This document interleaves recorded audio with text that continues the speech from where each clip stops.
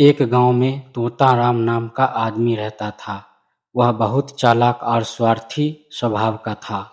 उसे मेहनत करना बिल्कुल पसंद नहीं था। वह हमेशा दूसरों को धोखा देकर अपना काम निकालने की कोशिश करता रहता था। गांव के लोग उसकी आदतों से परेशान थे, लेकिन उसकी मीठी बातों में आकर कई बार लोग फंस जाते थे। तोताराम का मानना था कि दुनिया में वही आदमी सफल है जो दूसरों को बेवकूफ़ बना सके। वह अक्सर गांव वालों से झूठ बोलकर पैसे उधार ले लेता और फिर लौटाने का नाम नहीं लेता। धीरे धीरे लोग उस पर से भरोसा उठने लगा। एक दिन गांव में एक बड़ा व्यापारी आया। व्यापारी बहुत समझदार था। तोताराम ने सोचा कि क्यों न इसे भी अपने जाल में फंसाया जाए।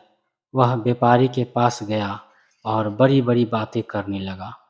उसने कहा कि वह गांव का सबसे ईमानदार आदमी है और अगर व्यापारी चाहे तो वह उसके माल की रखवाली कर सकता है।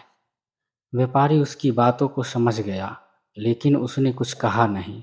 उसने तोताराम की परीक्षा लेने की सोची। व्यापारी ने उसे कुछ सामान सौंप दिया और कहा कि वह अगले दिन आकर सामान ले जाए।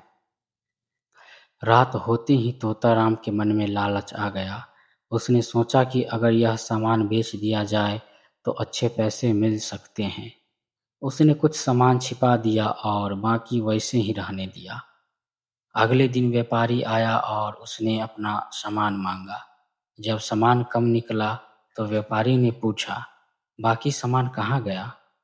तोताराम घबराकर बहाने बनाने लगा। कभी कहता कि चोर ले गए, कभी कहता कि शायद गिनती में गलती हो गई। व्यापारी मुस्कुराया और बोला, मैं पहले ही समझ गया था कि तुम भरोसे के लायक नहीं हो। व्यापारी ने गांव वालों को बुलाया और सारी बात बता दी। गांव वालों को भी समझ आ गया कि तोताराम कभी नहीं सुधरेगा। सबने मिलकर फैसला किया कि अब कोई भी उस पर भरोसा नहीं करेगा। उस दिन के बाद तोताराम अकेला पड़ गया।